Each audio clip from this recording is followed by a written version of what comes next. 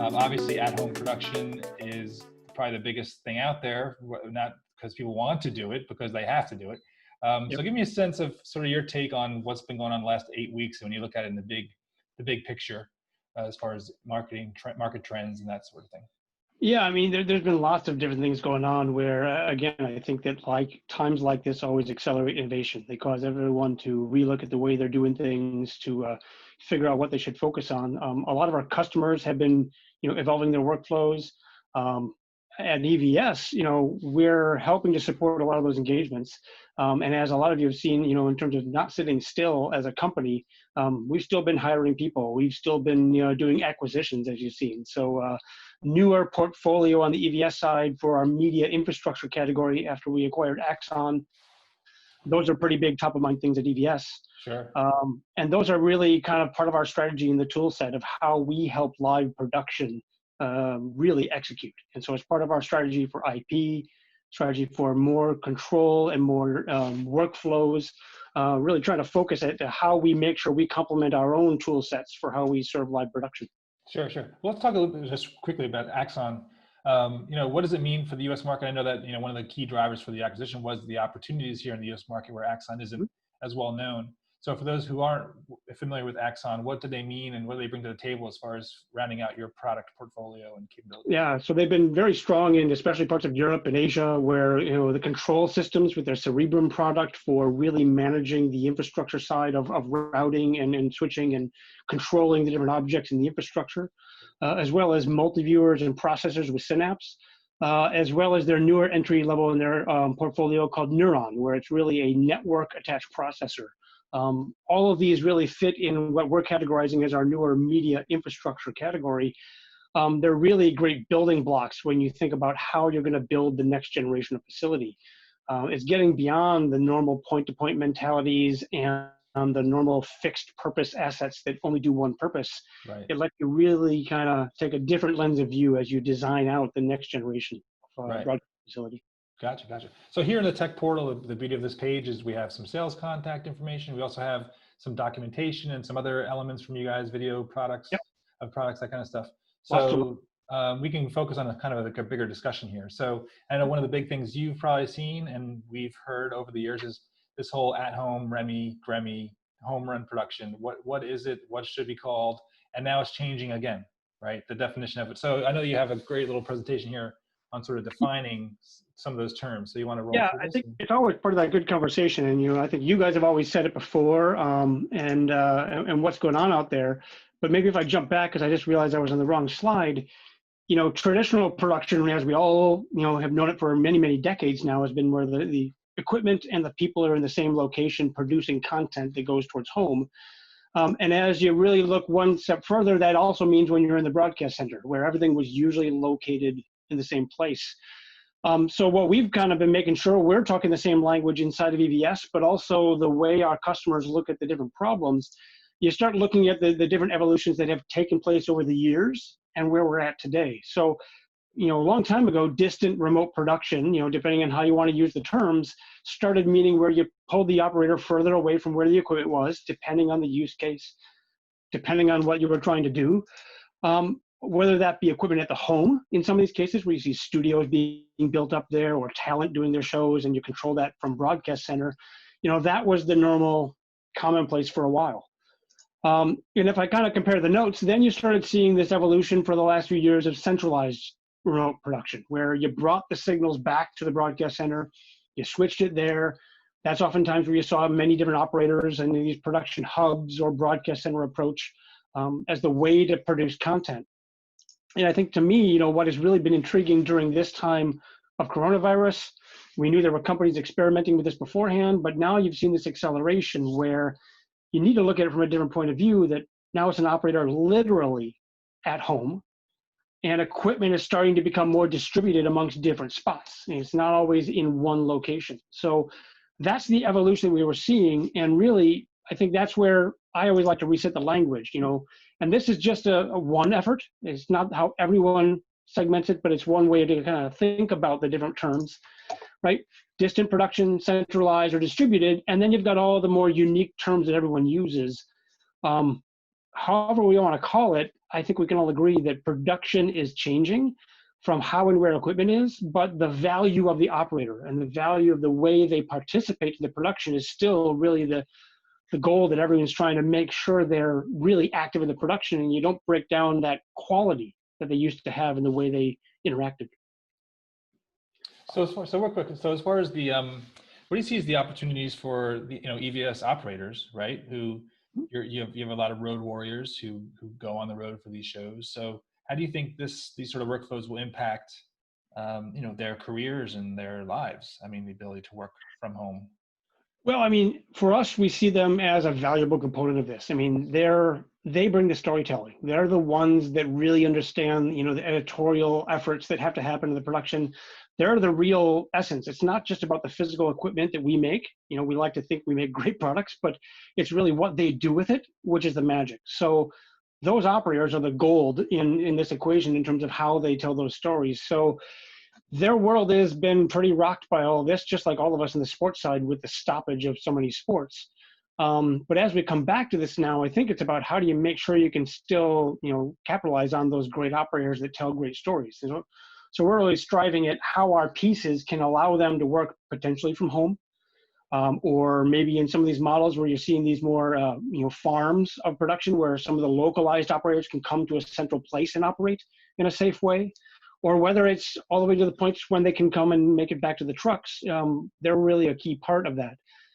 When I go one step further and talk about who is an EVS operator, yes, everyone thinks about LSM and replay operators, but we always like to remind everyone that when we look at World Cups and Olympics, or even just the normal day-to-day productions for entertainment that are still continuing, we have other operators. We have playback operators doing those shows, playing content, or we have producers using our tools to search for content and tell stories with our asset management tools like IP Director. So an EVS operator is actually a quite broader swath when you talk about an editor who's editing a show using our plugins that let them see into content. They can be anywhere these days, and those different tools that exist. So I would extend the category of an EVS operator to a much bigger group. Right. So obviously we're at the beginning of this possible transition, or this next step in this transition. How long do you think it'll take to get those pieces in place? Like, for example, do you see EVS operators saying, you know what, I'm going to operate from my basement or my living room or wherever, and then how quickly is it to ramp those kind of facilities up, if you will? Well, the lucky thing is we've had lots of people doing this for a long time, so it's actually nothing new. Now it's just kind of changing the ingredients a little bit. Some people don't unfortunately have as great of bandwidth at home as others, right? So that's a constraint. But we have people doing this today. You can see that the convenient spot is to use the broadcast centers, use the infrastructure, and use the pieces that are in place. But I would say you're going to see people throughout the summer here starting to pop up in different places where they operate. When does it happen at their home? We're trying to accelerate that as fast as we can, but there's quite a few variables there that, we know are blocking points, some security topics that everyone needs to make sure is maintained. How do you figure out, the way the contracts are structured, because everyone's trying to be sensitive to not disrupt that. Right. But yeah, there's a lot of moving pieces, and we're trying to enable it at the right places. Right. Well, and hopefully this isn't going to happen, but I know that people are talking about the baseball and the opportunity to maybe the plan of, let's play everybody in Arizona, for example. And, some of the concerns that you heard from a lot of the EVS operators who weren't based in Arizona was that, wait, I usually do, Tigers games or Red Sox games, and all of a sudden I'm not going to be working. So there's a potential where these people could still be doing those games. And, I think it's really a fascinating time, without a doubt, as far as, people not being able to work because they can't go to those venues, but they can work. They can just start doing shows for Bundesliga and live in Boston, right? I think that's, it's a totally new world now. And I say this because, I was a, freelancer operator back in the days when I didn't have gray hair. But yeah, I know what it's like when you all of a sudden go from having a booked calendar and schedule, and all of a sudden everything goes dry. That feels temporary, and you can figure, I'll make it up next month or next quarter. That scariest part right now is, struggling to see where and if your schedule will come back, and how do you pay the bills? And that's the concern everyone's got in the industry, especially on that basis. So I definitely sympathize with them that it's not easy. We're trying to help out in every way we can, but it's a tricky future to predict. Yeah. But again, there's a possibility that, in the old days, as you know, if you were working one show, you would have to travel for 3 days, potentially. Now you could sit there and work 3 shows or even 5 shows over 3 days, the potential with time zones, if you're a really good operator. Yeah, there were only a few places back in the day where you could, do 2 shows in one day. And that was usually when it was in the same city. Maybe it was a news show in the morning, maybe a sports show in the afternoon. But you're right, we're getting into a domain where it could be possible that you could do 2 to 3 different productions, maybe for different networks on a given day. So it might actually transform in a good way, depending on how this shakes out. So that's what we're trying to make sure our technology can help enable what the new business forms may look like. Sure. So let's take a look. I know some more slides of some of those. Yeah, I mean, so just, talking points of what else is new for us. So really, when we look at this and talk about remote production, for us, again, it's not just LSM replay. It could be video assisted referee if we're talking about the sports side of the business, doing the refereeing and the decision making.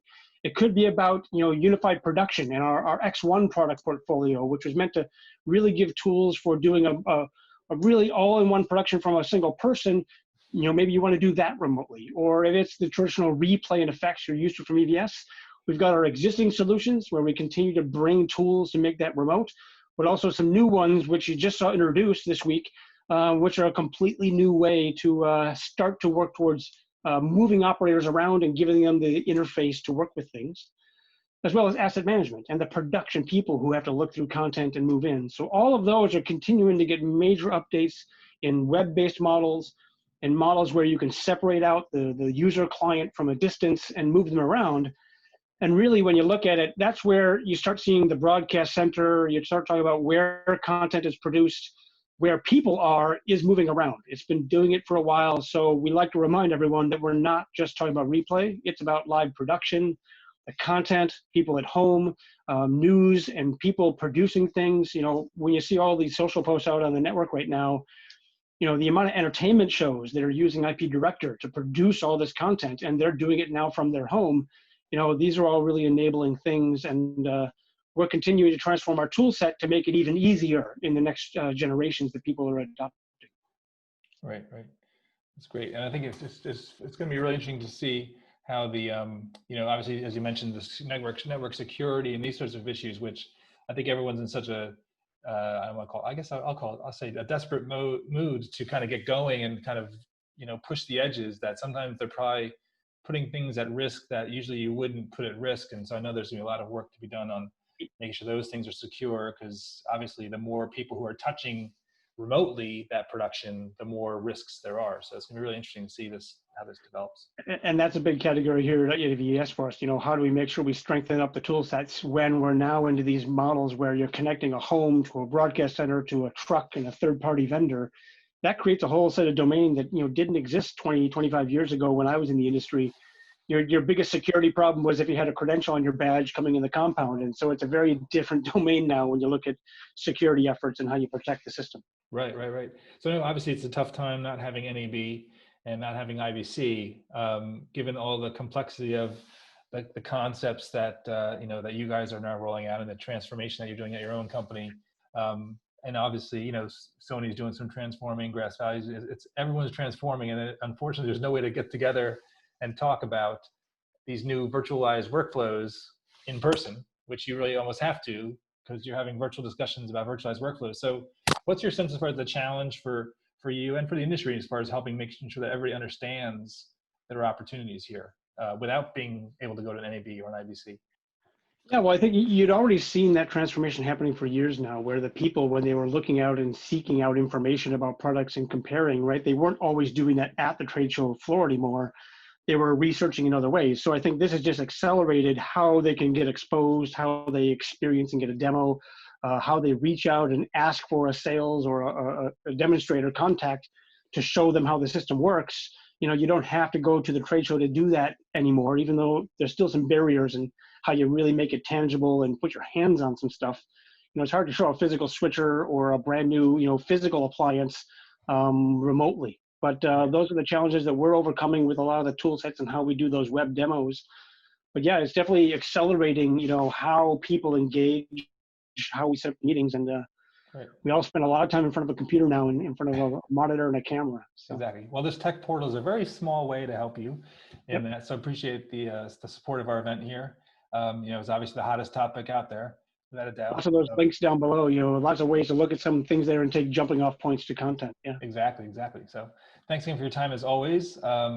Hope to see you soon somewhere.